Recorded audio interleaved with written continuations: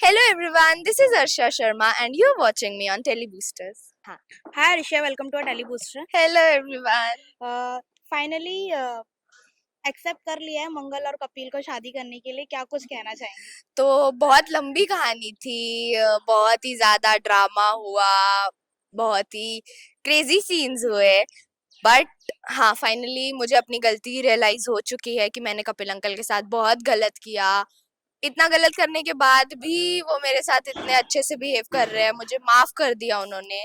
तो इतनी भी बुरी नहीं है ईशाना, उसे रियलाइज हो जाता है उसकी गलती एंड वो फाइनली कपिल अंकल को रिक्वेस्ट करती है कि प्लीज आप मम्मा से मतलब सगाई कर लो, एंड मम्मी को भी बोलती है कि अगर आपने मुझे माफ कर दिया तो प्लीज कपिल अंकल को रिंग पहना दो, मैं मानूंगी आपने मुझे माफ कर लिया। तो यस। और साथ ही ये भी जानना चाहेंगे कि ईशाना का ट्रैक काफी अभी अच्छा चलने लगा है, उसको भी लोग जानने लगे हैं, इंटरेस्टिंग ट्रैक चल रहा है, क्या कुछ कहना चाहेंगे? हाँ, ट्रैक बहुत ही ज्यादा इंटरेस्टिंग था, डिफरेंट था, लाइक किसी ने एक्सपेक्ट नहीं किया था। ऑडियंस की तो बात अलग ही है, बट ईशाना से पर्सनली उसके फैमिली मेंबर्स ने ये चीज एक्सपेक्ट नहीं की थी कि वो इतना झूठ बोलेगी और उस एक झूठ को छुपाने के लिए वो घर पे चोरी करेगी। नॉर्मल चोरी नहीं, 50,000 की चोरी करेगी एंड अपनी मम्मी के कंसाइनमेंट में ही पैकेट्स डालेगी, उसकी वजह से मम्मी जेल चली जाएगी। तो बहुत ही तामझाम मैं कह सकती हूँ, बहुत ही बिजी ट्रैक था, ऐसा पकड़े रखने वाला, बहुत ही इधर उधर ऐसा सब चल रहा है। एंड या बहुत डिफिकल्ट था मेरे लिए भी, बट मुझे बहुत मजा आया, अलग ही एक्सपीरियंस था डे नाइट वर्क करने का। एक अलग मतलब एक अलग तरीके से एक्टिंग की मैंने इस रोल में, तो ये रोल सीखने मिला मुझे। तो yes, I am happy and yes, बहुत ही डिफरेंट, बिजी, इंटरेस्टिंग ट्रैक था।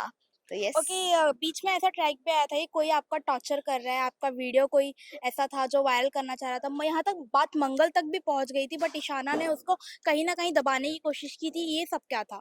तो यस, मेरे फ्रेंड ने मुझे देख लिया था कि मैं कपिल अंकल से जबरदस्ती थप्पड़ मरवा रही थी एंड उसने वो चीज रिकॉर्ड कर ली थी और वो फिर मुझे ब्लैकमेल कर रहा था कि पहले उसने मुझसे 50,000 मांगे, उसके बाद उसने मुझे कुछ पैकेट्स दिए डिलीवर करने के लिए गुड़गांव। बट अभी हम लोगों को पता चला, वो तो चलो ईशाना ने नादानी में खुद को बचाने के लिए बहुत सारे झूठ बोल दिए, बट अभी हमें पता चला कि जो यश था मेरा फ्रेंड, वो किसी बड़े गुंडों की गैंग के साथ वो कब से था एंड कब से पुलिस उस गैंग को ढूंढ रही थी।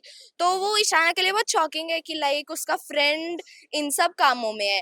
ईशाना को थोड़ा हिंट हो सकता था कि लाइक उन पैकेट्स में गलत है, हो सकता है, बट उसे पता नहीं था कि उस पैकेट में ड्रग्स हैं।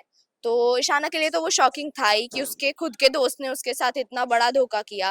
एंड जब उसे पता चलता है कि उसका दोस्त एक गैंग में था, तब तो वो और ऐसे हो जाती है कि भाई मैं कुछ ज्यादा ही गलत संगत में हूँ।